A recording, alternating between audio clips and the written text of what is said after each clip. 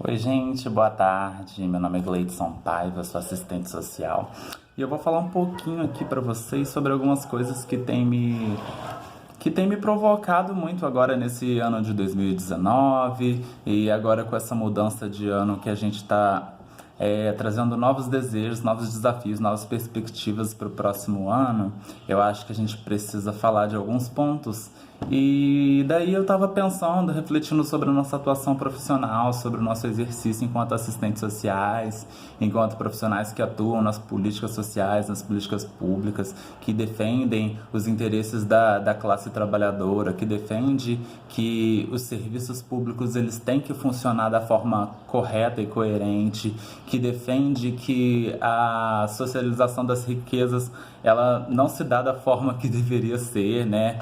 Ela tem total distinção de classes e a burguesia ela é completamente monopolista. O capitalismo está completamente com novas faces e cada dia mais essas novas faces estão crescendo e a sociedade continua cada vez mais alimentando e ampliando os índices de pobreza, de extrema pobreza, de fome, de vulnerabilidade social, enfim.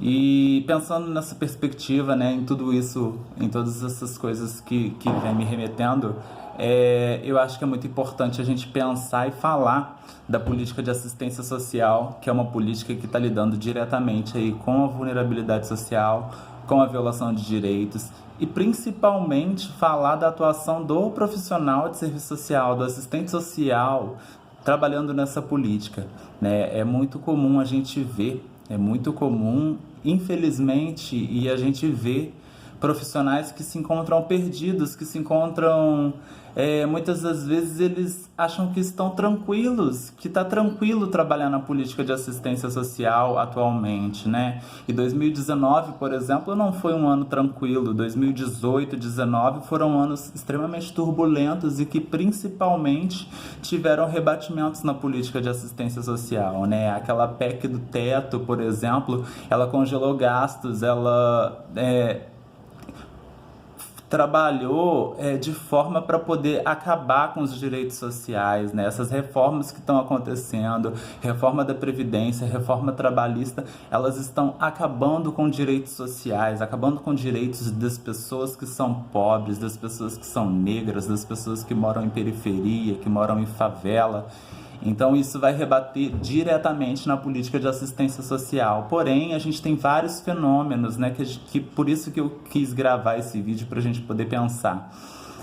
O fenômeno de que muitas das vezes os usuários estão em extrema vulnerabilidade social, mas eles não procuram as unidades de assistência social. E aí eu acho que é algo que a gente precisa pensar. Se os usuários não procuram, onde estão as equipes multidisciplinares, multiprofissionais, onde está a política, onde está o Estado que deveria estar correndo atrás, fazendo uma busca ativa para poder trazer essas pessoas para dentro da política, né? E aí a gente pensar na perspectiva que a Política Nacional de Assistência Social, ela prevê, né, que ela é uma política para quem dela necessita. A Constituição de 88 já falou disso, né? Que o tripé da seguridade ficaria a política de assistência como política para quem dela necessita. E a gente hoje tem um cenário de que tem muito mais gente que dela necessita fora dela do que pessoas que necessitam sendo acompanhadas por essa política.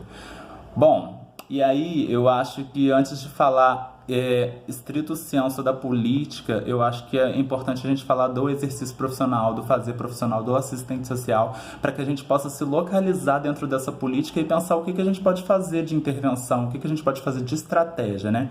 E aí para isso a gente vai precisar voltar a estudar, voltar a ler a Marilda Yamamoto, voltar a ler o José Paulo Neto, que José Paulo Neto lá em Ditadura e Serviço Social, quando ele vai falar do projeto ético-político da profissão, da consolidação, da construção desse projeto, né? Desse projeto que ele não se dá só de uma forma para poder normatizar, regulamentar uma profissão, mas se dá de uma forma que vai se aproximar da crítica, né, de Marx, vai se aproximar de uma perspectiva teórica que ela é de ruptura, é um projeto que apesar de hoje estar em hegemonia, ele já está em disputa novamente, né? A gente está vendo movimentos muito crescentes de assistentes sociais que estão se articulando para poder tentar disputar a hegemonia desse projeto. Então a gente precisa falar do projeto ético-político antes da gente entrar nesses meandros da política de assistência.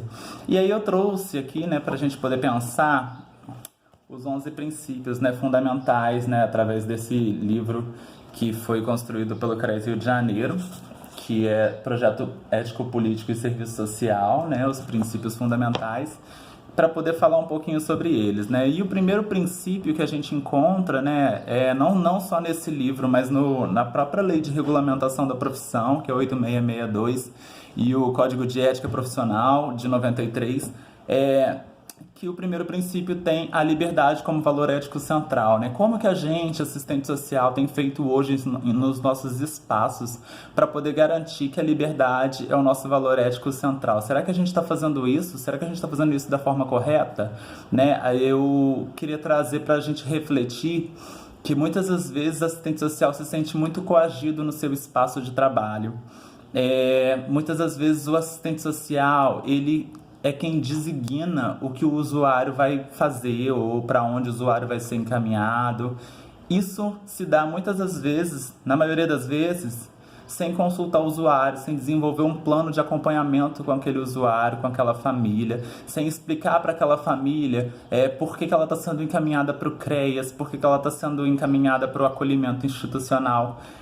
Então eu acho que a gente pensar na liberdade como valor ético central, a gente precisa pensar nessa dualidade, né? Na liberdade do profissional, do assistente social, que a gente tem aquela autonomia, né? Que é chamada de autonomia relativa, que muitas das vezes esbarra nos princípios institucionais, nas demandas institucionais, mas também a gente pensar em como que a gente está trabalhando essa nossa liberdade, essa nossa autonomia quando a gente está dentro da sala ali de atendimento com o nosso usuário, com as famílias que a gente atende e acompanha.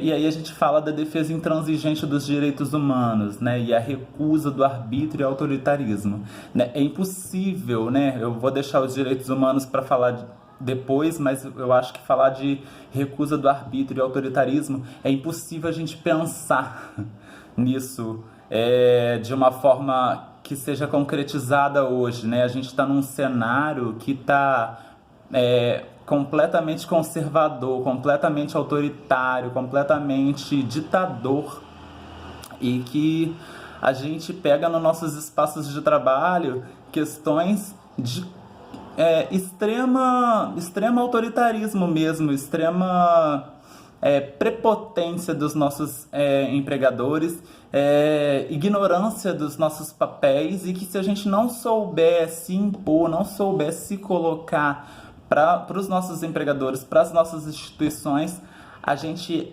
é sequelado, a gente sofre várias perseguições, né? A gente vê aí fortemente uma coisa que aconteceu agora, que é a tentativa de retirada do serviço social do INSS por conta das assistentes sociais do INSS a nível nacional serem extremamente articuladas, politizadas, serem pessoas que empoderam seus usuários para correrem atrás de seus direitos.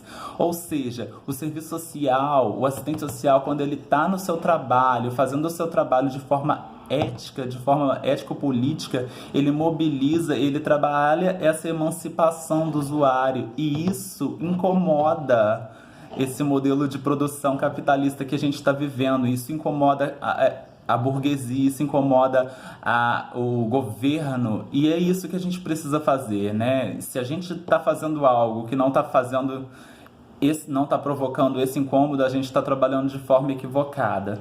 E aí a gente fala da defesa intransigente dos direitos humanos. É muito contraditório até a gente pensar, né, nessa defesa intransigente dos direitos humanos, porque muitas das vezes a gente está com vínculo precarizado, a gente está com baixo salário, a gente está tendo os nossos direitos transgredidos todos os dias dentro dos nossos espaços de trabalho, mas a gente precisa, sim, a gente precisa garantir e defender intransigentemente os direitos humanos, os direitos dos nossos usuários. Então a gente não pode, eu acho que é fundamental a gente refletir sobre isso, que a gente não tem desculpa de dizer que eu ganho pouco, então vou fazer pouco. Eu trabalho 30 horas, então eu vou deixar meu acompanhamento para lá porque deu 2 horas e eu preciso sair da unidade. Não, assistente social, você está fazendo isso errado.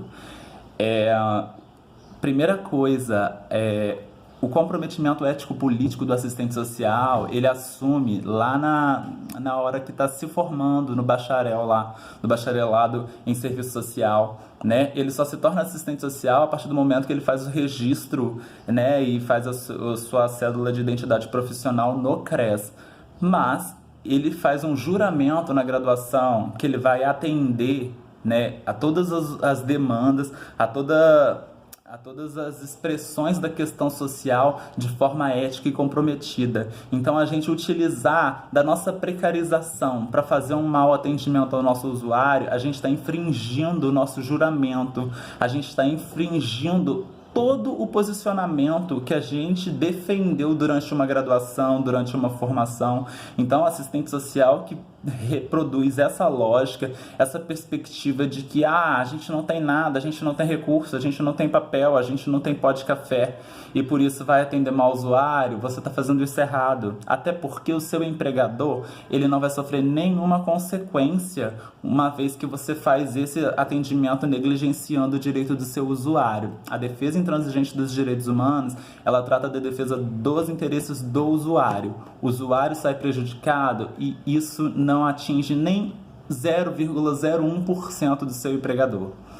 O que você precisa fazer, assistente social, é defender os direitos humanos a ponto de você conseguir politizar, trabalhar a politização do seu usuário para que ele sim vá representar nos conselhos de direitos, vá lutar para que tenha o mínimo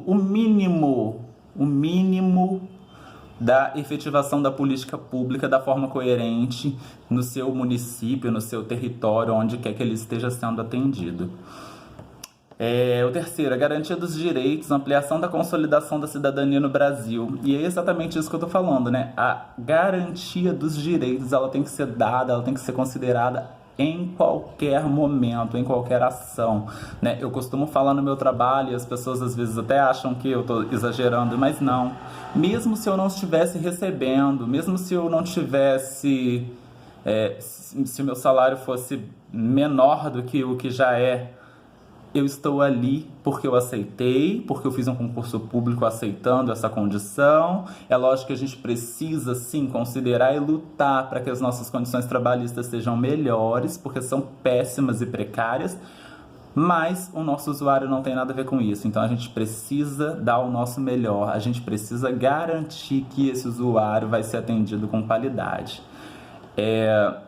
Defesa do aprofundamento da democracia enquanto socialização da participação política e da riqueza. Ou seja, gente, é garantir que esse usuário vai sair dali, daquele atendimento transformado, né? Não é uma perspectiva de coach que eu estou querendo dizer, mas uma perspectiva de que o usuário precisa entender o que está acontecendo ali dentro, né? Não adianta a gente chegar a atender um usuário e por conta dele ser perfil para o Bolsa Família, a gente falar que ele está a gente fazer a inserção dele no PAIF e falar que ele está sendo acompanhado, ou falar que ele vai ser acompanhado e ficar no final do mês com 70, 100 famílias em acompanhamento no âmbito do PAIF, se o usuário não souber nem o que é PAIF, né? O usuário precisa, sim, estar ciente do que é esse serviço de proteção, por que ele está sendo protegido, o que é a vulnerabilidade social e por que é que ele está precisando ser atendido pela política de assistência, né?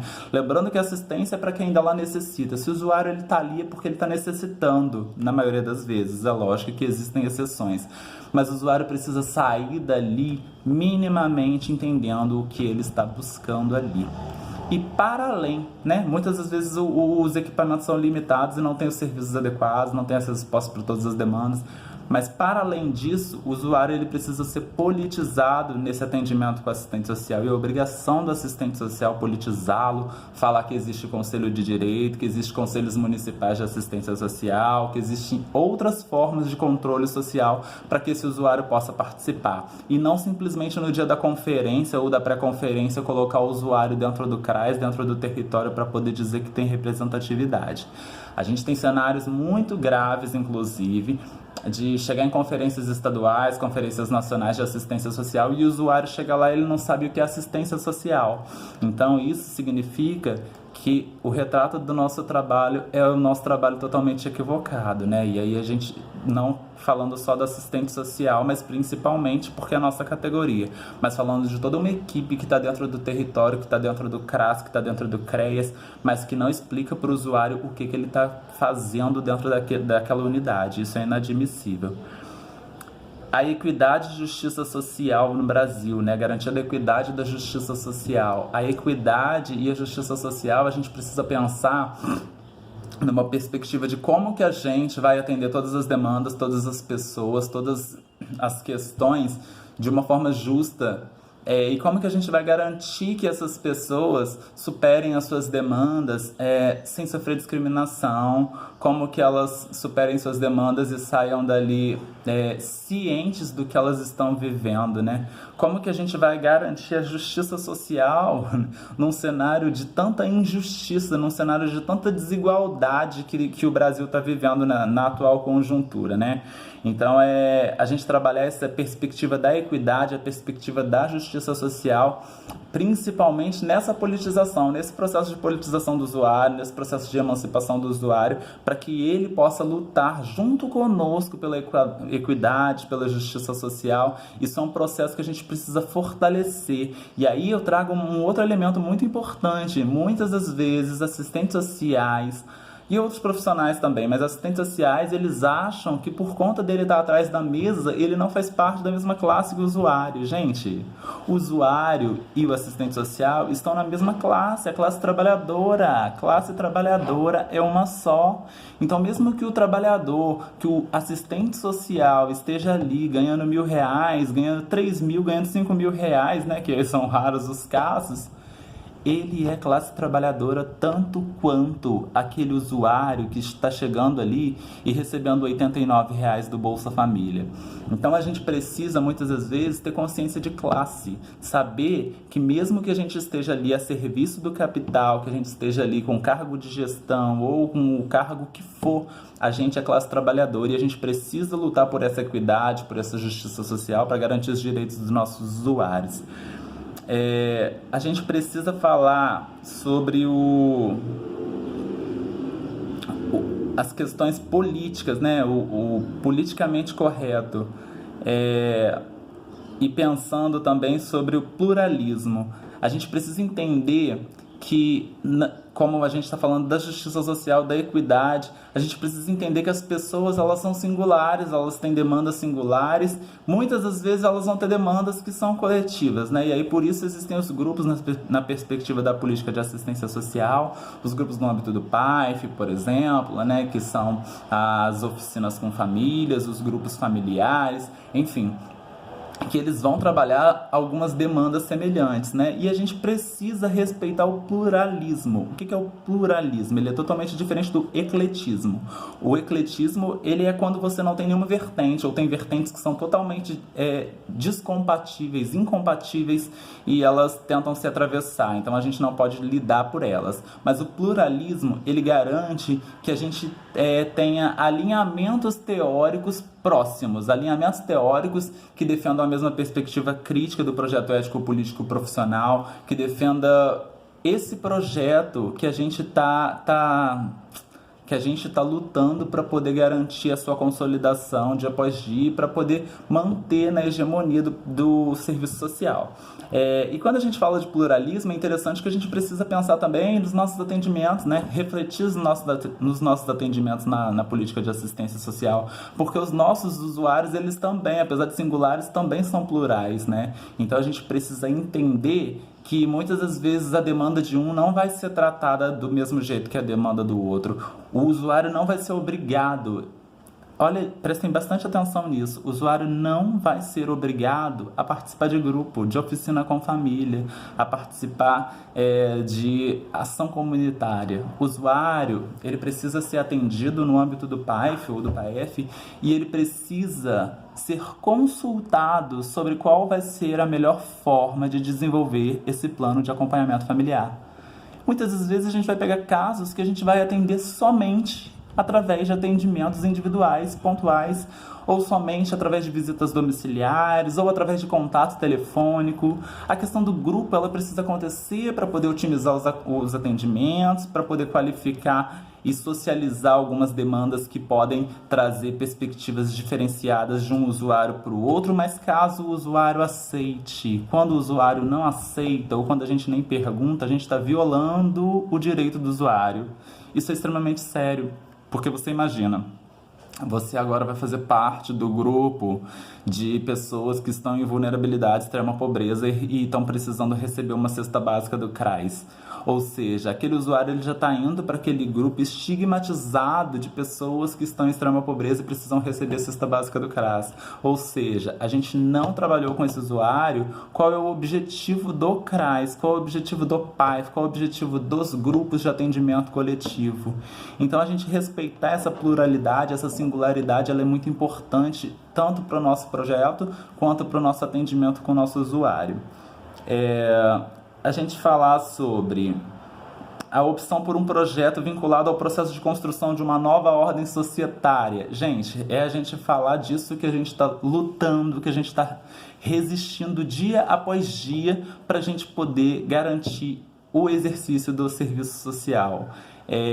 O projeto ético-político do serviço social, ele não luta apenas por uma, como eu falei no início, por uma normatização do exercício profissional. Ele luta por uma mudança de ordem social, né? Que não é essa capitalista, que não é esse modelo que a gente está vivenciando hoje.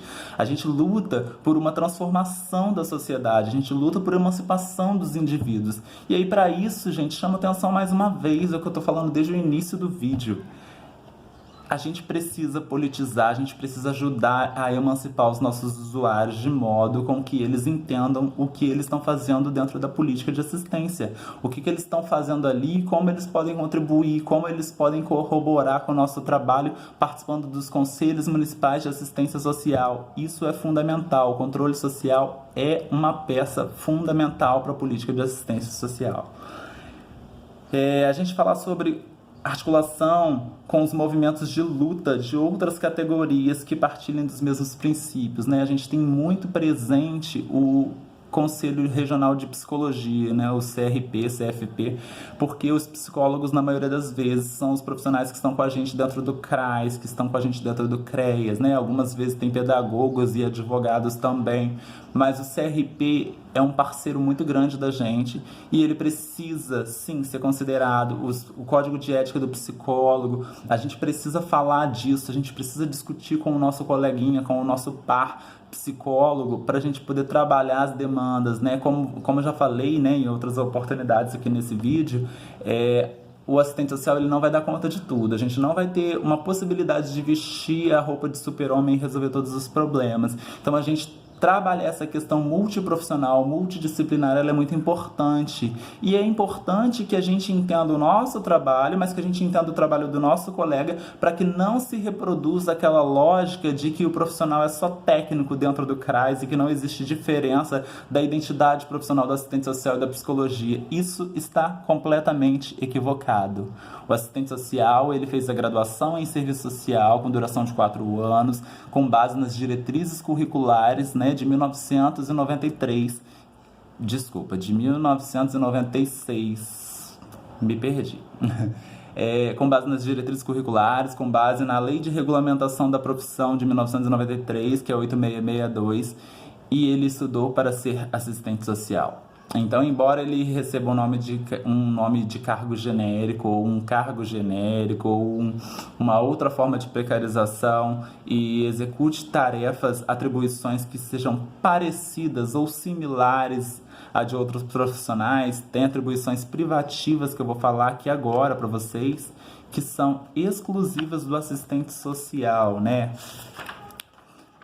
E aí, a gente precisa entender que o psicólogo ele tem um papel fundamental dentro do CRAS e que não é restrito ao acompanhamento de serviços de convivência e fortalecimento de vínculos. O psicólogo ele tem o papel de atender a todas as famílias que o assistente social também atende.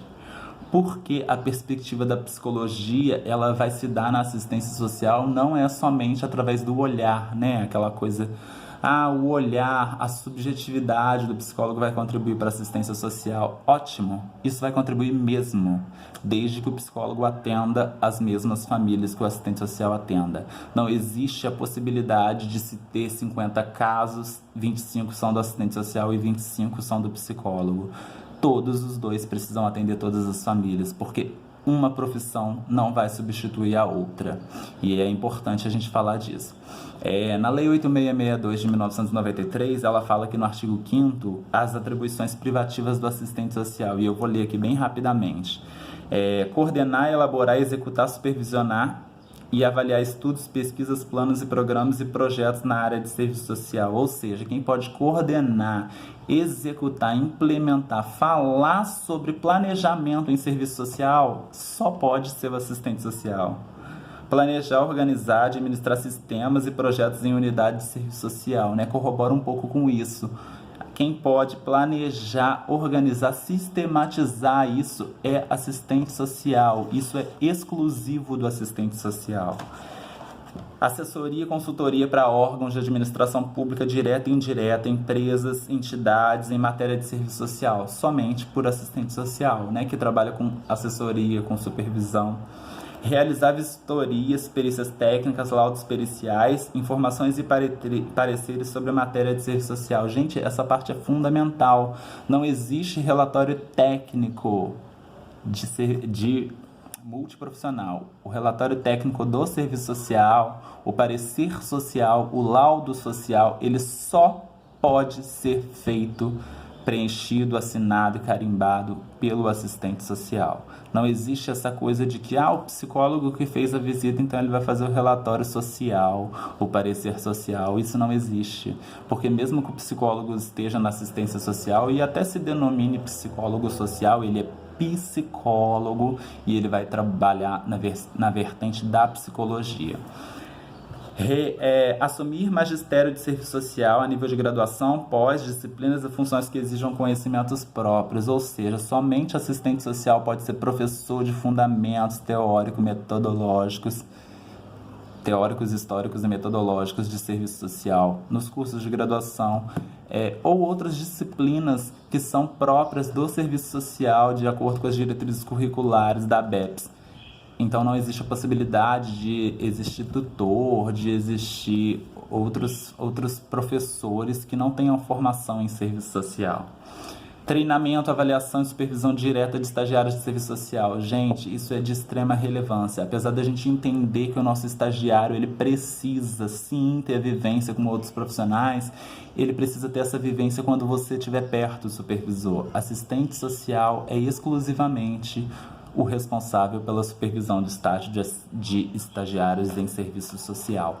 Não existe possibilidade de, hoje o assistente social não vai, o estagiário vai trabalhar, vai ficar com o psicólogo. Não, isso não existe. Dirigir e coordenar unidades de ensino de curso de serviço social, graduação e pós-graduação, ou seja, coordenador de curso de serviço social tem que ser assistente social. Dirigir e coordenar associações, núcleos, centros de estudo e pesquisa, ou seja, não só a nível de graduação e pós-graduação, qualquer núcleo de pesquisa, grupo de pesquisa precisa ser coordenado, ser dirigido por assistente social.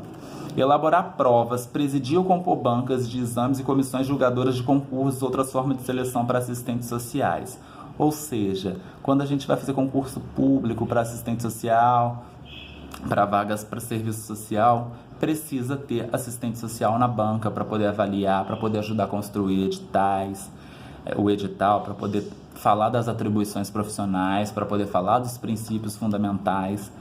Coordenar seminários, encontros, congressos, eventos assemelhados sobre assuntos do serviço social, Isso acontece muito e precisa ser gerido por assistentes sociais. É por isso que o conselho, por exemplo, de serviço social, ele é regido por uma diretoria eleita de assistentes sociais que estejam em dia com suas anuidades e são eleitos por assistentes sociais também, para poder representar essa categoria, onde eles podem sim coordenar, onde a gente pode, no caso, coordenar os seminários, os encontros, os congressos, por conta de ser assistentes sociais. Fiscalizar o exercício profissional através dos conselhos federal e regional, ou seja, o agente fiscal do CRES, ou os próprios conselheiros dos CREAs, eles são os responsáveis pela fiscalização do exercício profissional e, para isso, precisam ser assistentes sociais. Dirigir serviços técnicos de serviço social em entidades públicas e privadas, ou seja, responsável pelo serviço técnico em serviço social só pode ser assistente social. Ocupar cargos e função de direção e fiscalização de gestão financeira de órgãos e entidades representativas da categoria profissional. É o que eu acabei de falar. Ocupar cargos no conjunto Cefes-CREAs, ou em outras representatividades da categoria, precisa de assistente social na liderança. E aí, para poder finalizar aqui nos princípios, a gente tem o compromisso com a qualidade dos serviços prestados à população, né? E com o aprimoramento intelectual, ou seja, não existe possibilidade de assistente social continuar trabalhando, se não existir educação continuada, se não existir a formação permanente. O exercício do serviço social sem ser discriminado, sem discriminar por questão de inserção de classe, gênero, etnia, religião, nacionalidade, orientação sexual. Gente, isso é extremamente fundamental, porque o assistente social ele precisa ter o discernimento de não ter um santinho, por exemplo, na sua sala de alguma religião, de não ter uma imagem ou algum crucifixo na sua sala, por conta de entender que aquele ali é o espaço que precisa ser democrático, que precisa ser plural para poder atender qualquer tipo de pessoa, com qualquer tipo de demanda que seja pertinente ao atendimento do serviço social. E aí, para isso, ele precisa ser respeitado e precisa respeitar todas as identidades, todas as individualidades e particularidades dos seus usuários, que é fundamental também para o exercício da nossa profissão. Então, quando a gente fala dessa defesa, dessa garantia de não discriminar